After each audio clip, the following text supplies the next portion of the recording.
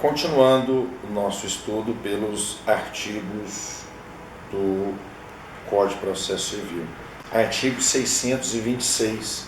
Veja que interessante. Requereu-se por requerimento mesmo, não por petição inicial, com toda aquela completude exigida do procedimento comum.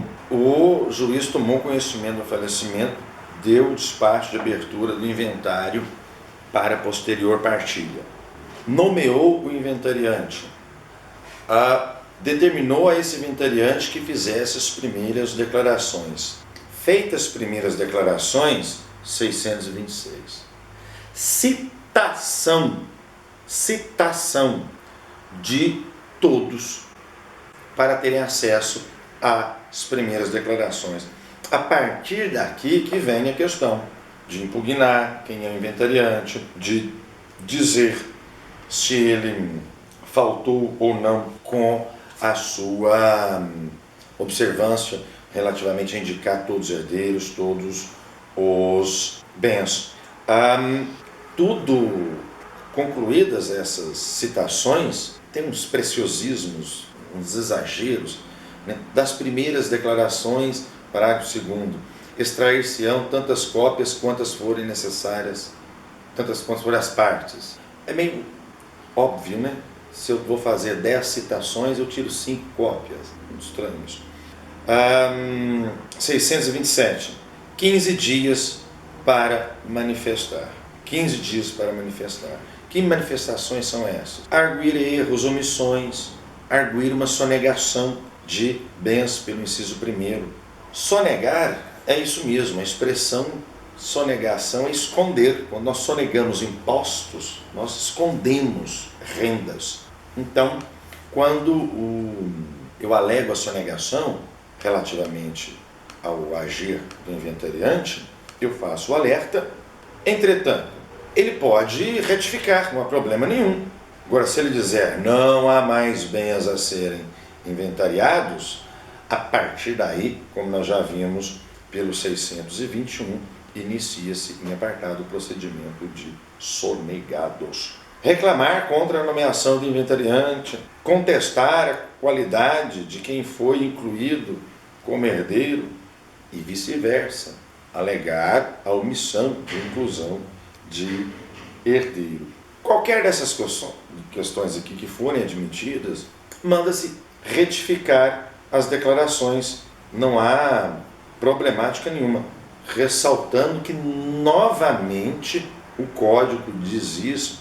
Faça um estudo aí, se não me engano, são 4 ou 5 vezes que o Código diz aqui em inventário e partilha, pelo parágrafo 3º.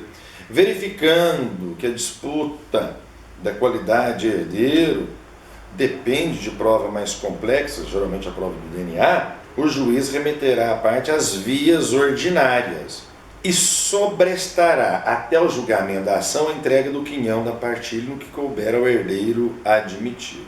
O que significa isso? Significa que ele vai, pelo 628, parágrafo 2º, que nós veremos adiante, alguém quer ser incluído na qualidade de herdeiro. O juiz remete isso às vias do procedimento comum, chamadas aqui vias ordinárias. E ele vai dar a continuidade ao procedimento de inventário. Sobrestar aqui não é o processo.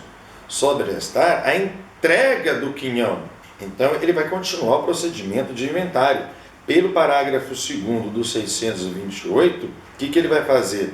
Manda reservar em poder do inventariante uma parte que, se acaso for julgada procedente a ação de investigação de paternidade, a ação de inclusão de herdeiro, julgada procedente, entrega para ele aquele quinhão. Se for julgada improcedente, o que se faz com aquele quinhão? Redivide-se com os herdeiros iniciais do procedimento. 628, a mesma coisa. Parágrafo 2º, remessa às vias ordinárias. 629, prazo de 15 dias para as fazendas públicas, estadual, federal e municipal, manifeste-se relativamente aos valores desse patrimônio que consta em seus cadastros. Continuando para a seção 5 da avaliação e do cálculo do imposto. Atualmente, esse procedimento, inclusive pelo processo eletrônico, é bem desburocratizado, bem simples. Você abre duas telas no seu computador, uma tela do processo eletrônico, outra tela da Receita Estadual.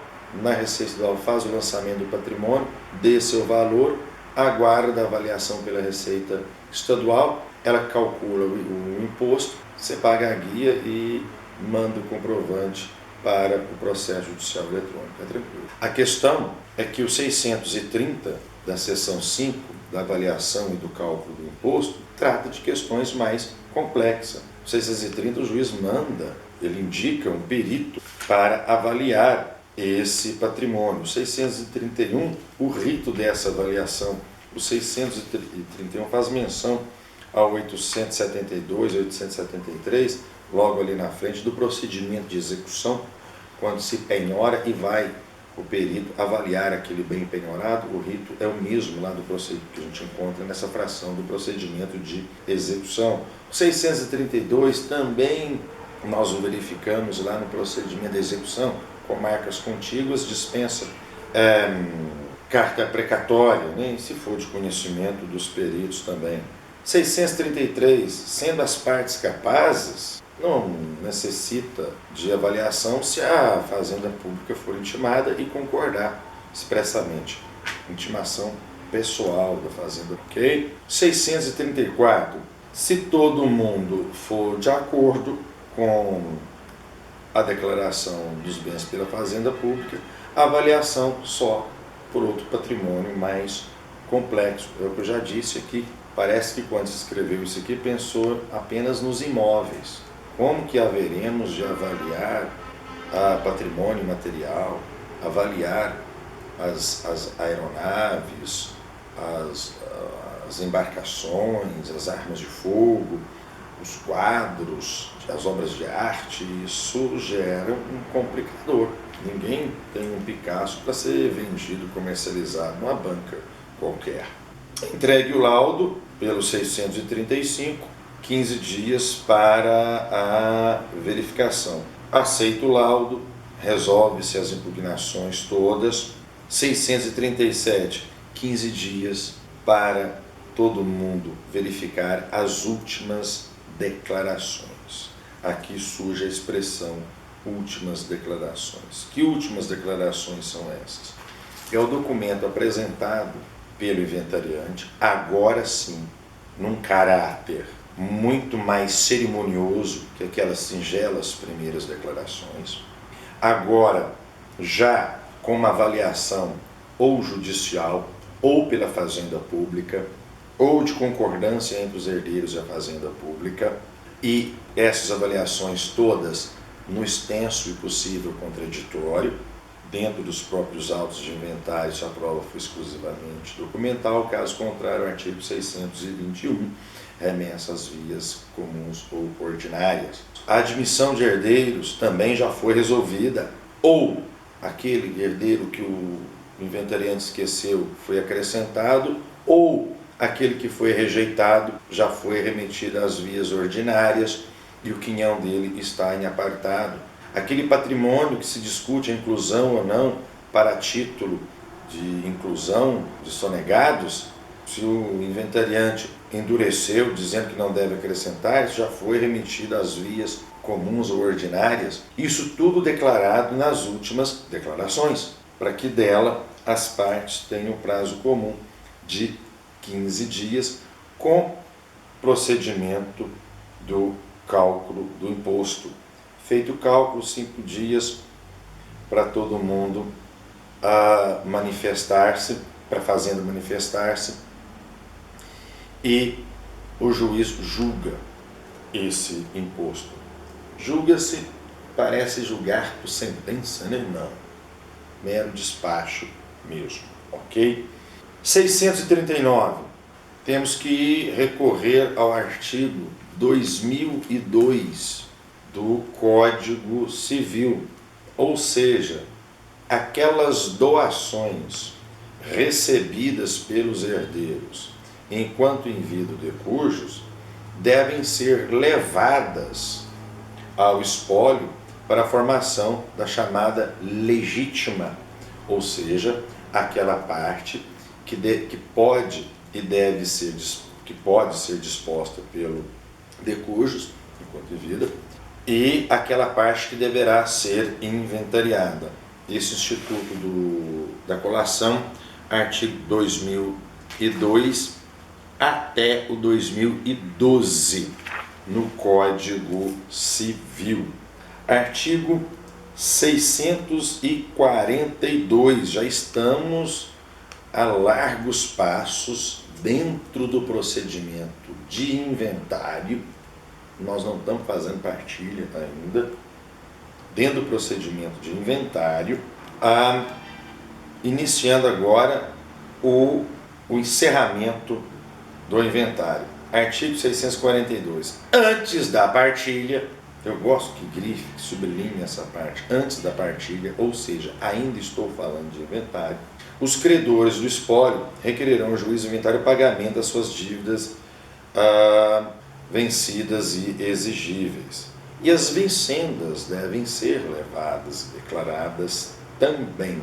Parágrafo 1º, eu tenho que chamar a atenção de todos vocês para a habilitação que está constando aqui no parágrafo 2º do 642.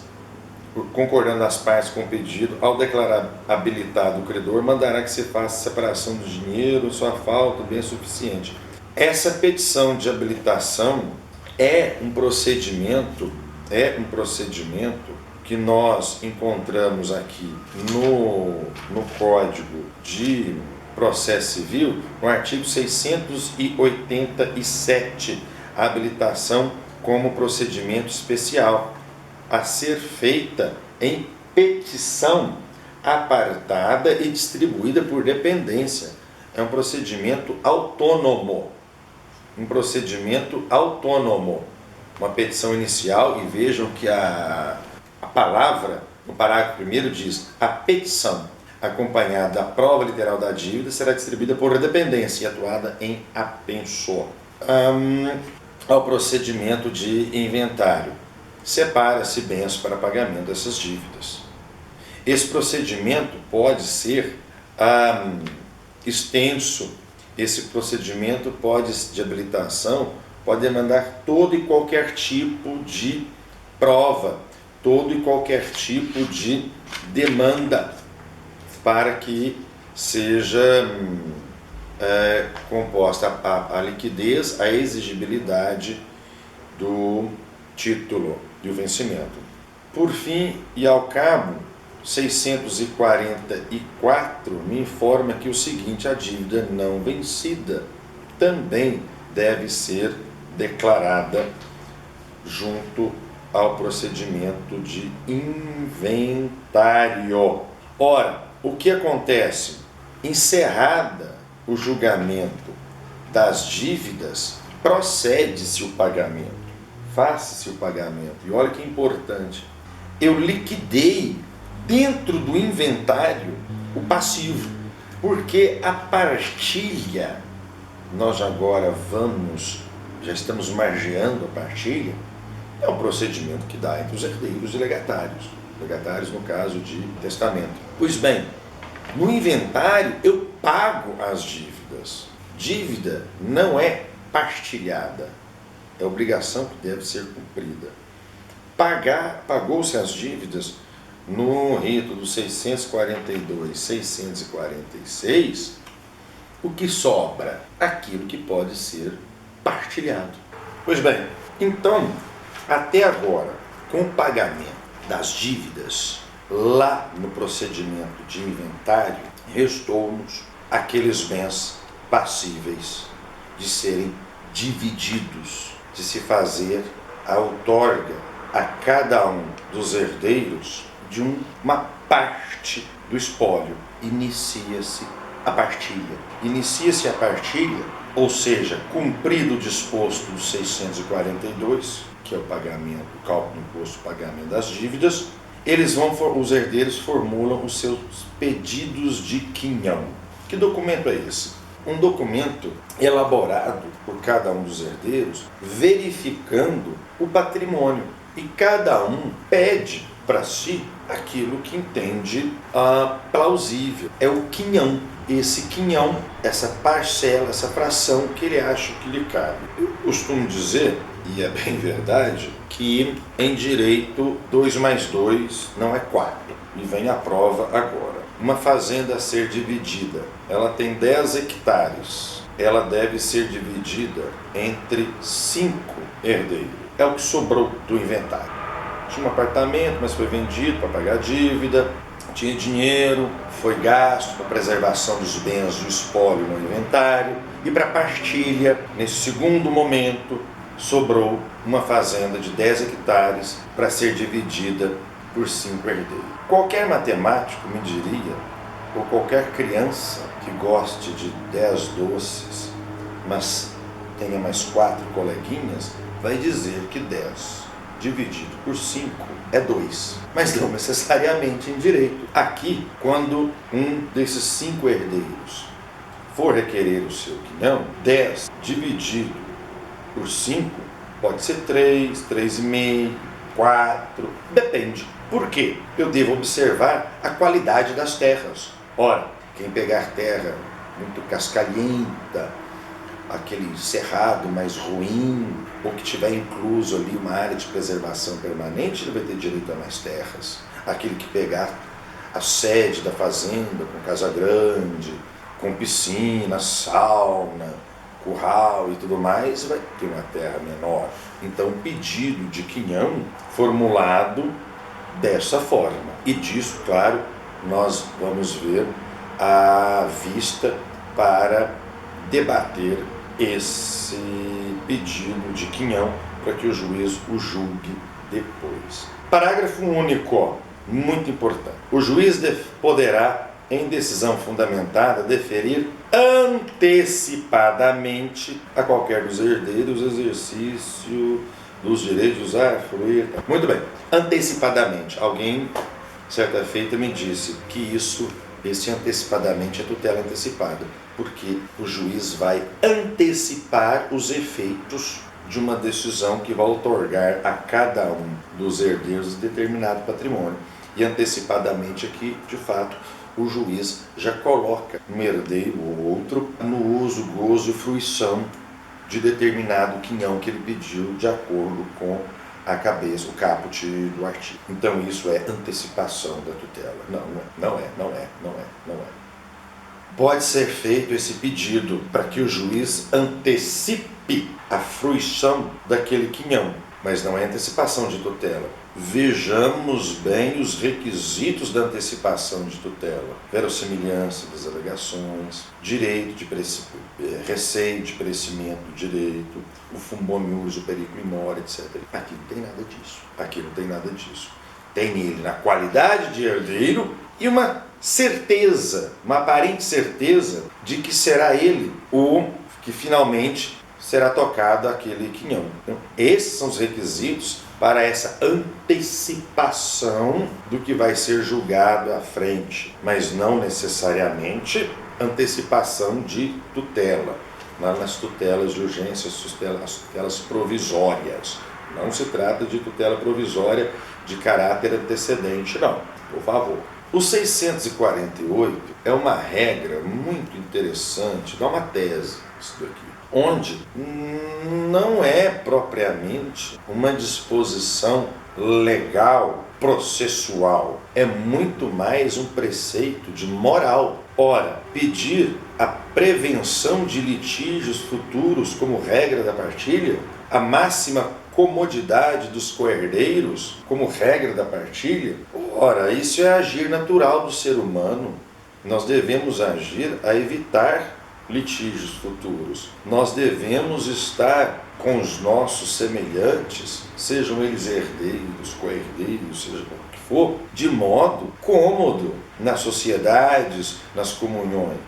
O 648 é uma regra, a meu sentido, moral, ética, quem entende que moral e ética é diferente ou não, uma questão filosófica, que veio para dentro do processo civil. 649. Aqueles bens que não têm divisão, não tem como dividir. Aquela região na zona rural, que a divisão fatalmente a levará a ficar inferior ao mínimo módulo rural. Aquela região, mesmo que urbana, que se fracionada, vai transformar num condomínio residencial. Então, isso não tem divisão cômoda. Lá na zona rural fica indivisível. Aqui na zona urbana é divisível, mas tem que fazer a convenção de condomínio. Ora, como se faz isso? Está aí a regra. Licitação entre os interessados. Faça licitação entre eles. Quem quiser, um herdeiro adquire do outro. Ou, se vencida essa parte,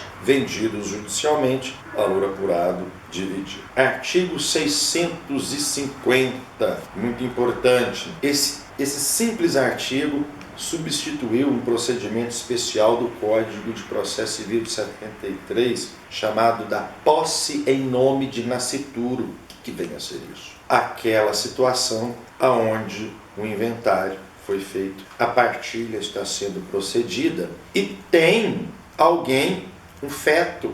Nós temos uma senhora em gestação e uma criança do porvir. A fração dessa criança deve ser reservada. Nascido com vida, a ela será tocada sob administração do representante legal. Não sendo nascido morto, a destinação torna-se outra. E aí eu digo torna-se outra porque se chegou a ter vida, a questão fica complexa, porque se chegou a ter vida, esse quinhão é da criança, esse quinhão deve ser inventariado e com seus herdeiros. Quem que é o herdeiro da criança? O ascendente, no caso a mãe e o pai. Agora, o que é nascer com vida? Se é vir ao mundo e respirar, ou se ter vida, a vida intrauterina, conta-se também para o caso do feto não sobreviver. Por se tratar de nascituro, eu arrisco até mesmo uma doutrinação aqui. O nascituro tem um direito reservado, mas não garantido. A garantia é o nascimento com vida. Se o nascituro é abortado, não houve nascimento com vida, a meu entender, isso é partilhado com os outros herdeiros desse inventário, onde tinha sido reservado uma parte a esse nascituro. Entretanto, se esse nascituro vem ao mundo, respira e falece, inventário do nascituro e entrega do patrimônio dele à sua mãe. 651. Uma expressão importantíssima, caracterizadora da separação entre inventário e partilha. Aqui não falou inventariante. O 651 diz partidor. Se eu estou em inventário, inventariante. Se eu estou em partilha, partidor. É a mesma figura. É o mesmo responsável que vinha lá no inventário como inventariante, chega na partilha, ele se chama partidor. É a mesma figura com as mesmas responsabilidades. Ele organiza um esboço da partilha, tal qual se faz as primeiras declarações. Ele viu o pedido de quinhão de cada um dos herdeiros, reflete sobre tal e faz um esboço, né? E aqui é bem interessante o descomprometimento com rigor, porque é um esboço, uma apresentação, porque logo no 652 vista-se no prazo comum de 15 dias para as reclamações e as questões que foram levantadas a partir desse esboço. Então, há mutantes, mudando o que deve ser mudado, primeiras declarações no inventário, esboço de partilha, na partilha correspondem ao mesmo momento processual deste procedimento. 653 é a partilha, que deverá constar no auto de pagamento, o pagamento da parcela de cada um, que deverá mencionar nomes, ativo, passivo, o valor do quinhão. Uma folha de pagamento para cada uma das partes, declarando a sua cota e o bem que compõe. Todos esses autos assinados por juiz e tudo mais. Agora, no 654, que vem o imposto de transmissão causa-mortes. Aqui vem o ITCD, pago o imposto de transmissão a título de morte. Agora é hora de fazer o ITCD. Ô professor, como é aquele avaliação e cálculo do imposto? O senhor falou lá no inventário, não tem ITCD não?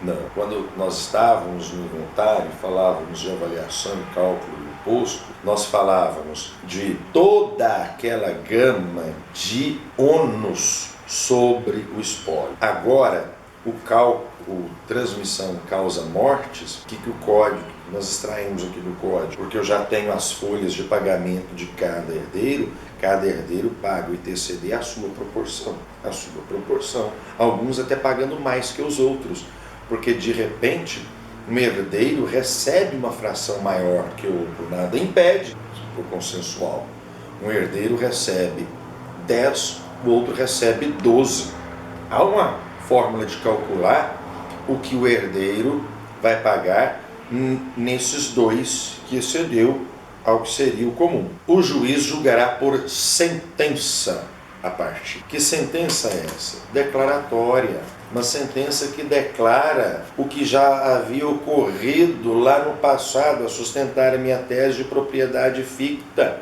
Ele declarará que você é proprietário daquele outro bem. Ora, ele vai declarar o princípio Saicine funcionando em aplicação. Ele declara a propriedade sua sobre determinado patrimônio, para que essa partilha seja levada ao órgão correspondente. Detran, cartório de registro de imóveis, vai ser levado lá no departamento de aeronáutica, já que eu falei de aeronaves aqui, sentença declaratória com reflexo patrimonial passível de todas as execuibilidades possíveis. Transitada em julgado, a sentença forma-se um formal de partilha, que é entregue, é o documento que brota nos autos a ser entregue a cada um dos herdeiros com essas peças anteriores. Nós temos o termo de inventariante, avaliação, o pagamento do quinhão, a quitação dos impostos e essa sentença homologatória. Ou seja, é aquele título que o herdeiro recebe que o habilita dizer: sou dono, sou proprietário, não mais um mero possuidor de determinado patrimônio, não só mais um que se interessa pela tese do professor Ronaldo, que quando surge o princípio Saicine, a propriedade é ficta, não sou mais isso, agora eu sou proprietário de direito e de fato. Claro que vai levar esse formal para fazer o devido registro. E encerra-se o procedimento da partilha. Acabou-se com essa sentença. Essa sentença declaratória de cunho de efeitos patrimoniais, da qual emana-se o formal de partilha, encerra o procedimento da partilha, que até então, tal qual eu iniciei essa aula de inventário e partilha, eu encerro. Inventário é uma coisa, partilha é outra. Estamos no final da aula. Muito obrigado pela atenção. Belezura! Acabou.